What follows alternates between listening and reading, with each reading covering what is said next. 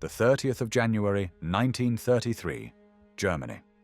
Adolf Hitler, the leader of the Nazi Party, is appointed Chancellor of Germany and aims to lead the German master race to victory in the racial struggle against those deemed as inferior peoples, especially the Jews.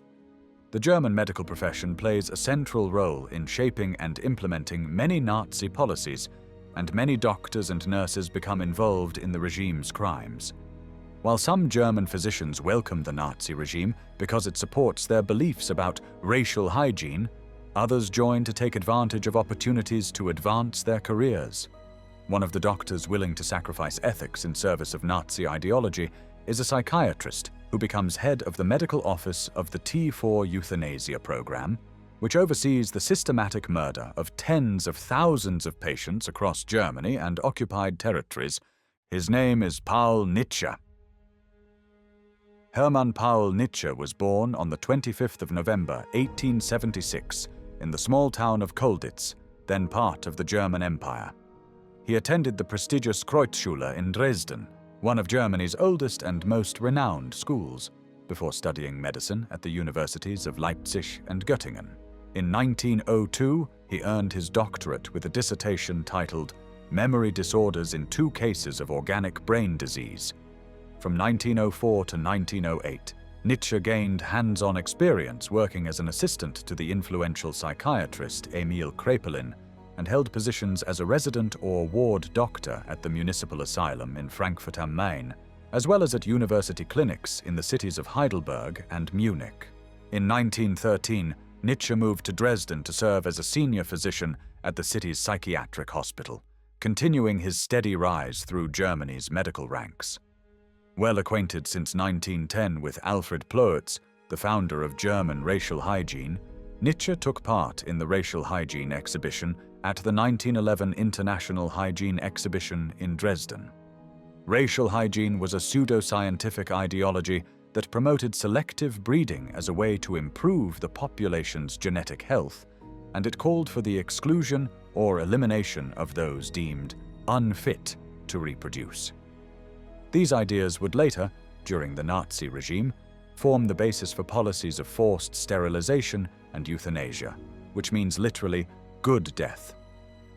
In the Nazi context, however, euthanasia was a euphemistic or indirect term for a clandestine murder program.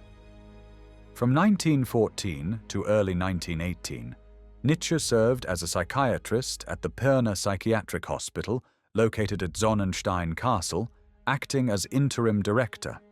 In April 1918, he was appointed director of the Leipzig-Dösen Psychiatric Hospital. By the mid-1920s, Nitsche had established himself as a leading figure in psychiatric circles, becoming a professor in 1925 and later a consulting psychiatrist for institutional affairs in the Saxon state government. Even before the Nazi rise to power in 1933, he was already an outspoken supporter of compulsory sterilization. In lectures during the 1920s, he argued for banning marriages and forcibly sterilizing the mentally ill to prevent their reproduction.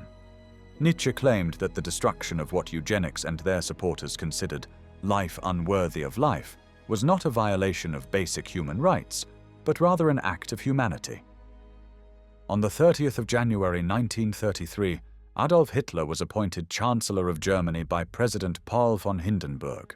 In May of the same year, Nitsche joined the Nazi Party and later became a judge at the Hereditary Health Supreme Court in Dresden.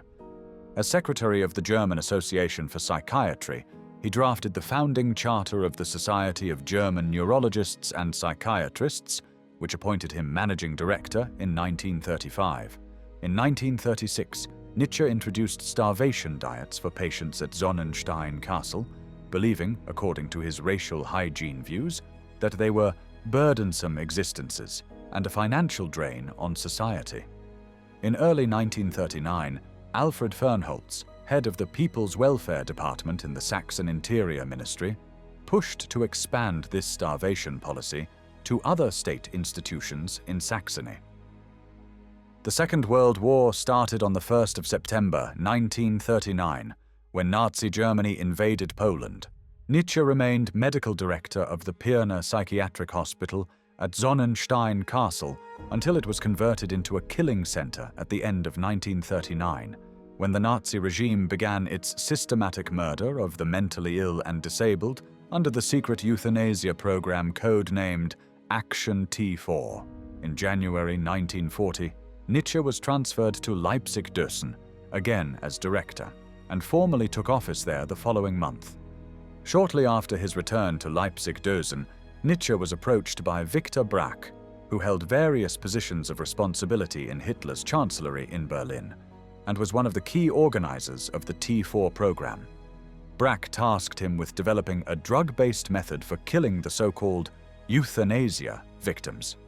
Nitsche selected the barbiturate Luminal, a sleeping pill also used to treat epilepsy. The drug offered two key advantages. It was commonly available in clinics across Germany, and when administered in high doses, it caused gradual health deterioration that led to death over several days.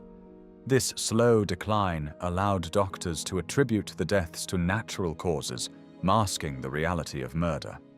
Nitsche referred to this approach as the Luminal protocol and tested it on more than 100 patients. On the 28th of February 1940, Nitsche officially began working as a medical assessor for the T4 program. He became one of around 40 psychiatrists, including 9 professors, who reviewed patient files and selected individuals for murder. On the 1st of May 1940, he was formally seconded to the T4 organization, initially serving as chief assessor and deputy medical director. In this position, he was responsible for corresponding with mental health institutions about registering and transferring patients to be euthanized. In December 1941, he succeeded Werner Haider as head of the medical office of the T4 euthanasia program. In this role, Nitsche became one of the leading figures responsible for the systematic killing of approximately 70,000 mentally ill and disabled people. According to a statement made years later by a colleague, Nitsche once remarked, "It is wonderful when we can get rid of the ballast in the institutions and finally practice real therapy." In April 1941, under a new program codenamed 14F13, a panel of doctors, including Paul Nitsche, began visiting concentration camps to select sick and incapacitated prisoners for elimination. This operation extended the goals of T4 by targeting prisoners held in Nazi concentration camps. To speed up the process, camp commandants made a preliminary selection list. Names of dead-weight prisoners were to be compiled and presented to the medical doctors for the so-called withdrawal from service, which included any prisoner who had been unable to work for a long time or was substantially incapacitated and would not be able to return to work. Prisoners being considered for the preliminary selection were sometimes encouraged by the camp administration to come forward if they felt sick or unable to work. They were led to believe they would go to a recovery camp, where they would have light duties. Many prisoners believed the lie and readily volunteered, but after they were gassed at the killing centers, the victims' belongings were sent back to the camp warehouse for sorting. Thus, prisoners learned the true reason for the selection, and even prisoners with serious illnesses stopped reporting to the infirmary. In March 1945, Nitsche was arrested in the German town of Sebnitz, near the Czech border.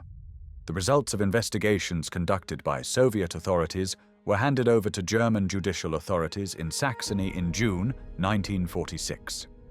His trial took place the following year, from the 16th of June to the 7th of July, and Nitsche was indicted along with 14 other perpetrators. He was charged with crimes against humanity for killing over 1,000 people. Nitsche defended himself by claiming that the killing of incurably ill patients was justified both scientifically and socially. He attempted to justify his actions, saying they were intended to free the sick from pain, and he rejected the charge of murder. On the 7th of July 1947, Paul Nitsche, who was driven not so much by Nazi racial ideology as by his own support of racial science and his vision of what he considered to be progressive medicine, was sentenced to death. Afterwards, he asked for clemency even though he never showed an ounce of mercy with his victims. However, his appeal was rejected by the Dresden Higher Regional Court. Paul Nitsche was 71 years old when he was executed by guillotine on the 25th of March 1948 at Münchner Platz prison in Dresden. His body was handed over to the Anatomical Institute in Leipzig.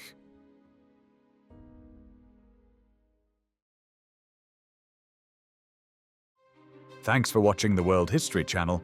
Be sure to like and subscribe and click the bell notification icon so you don't miss our next episodes. We thank you, and we'll see you next time on the channel.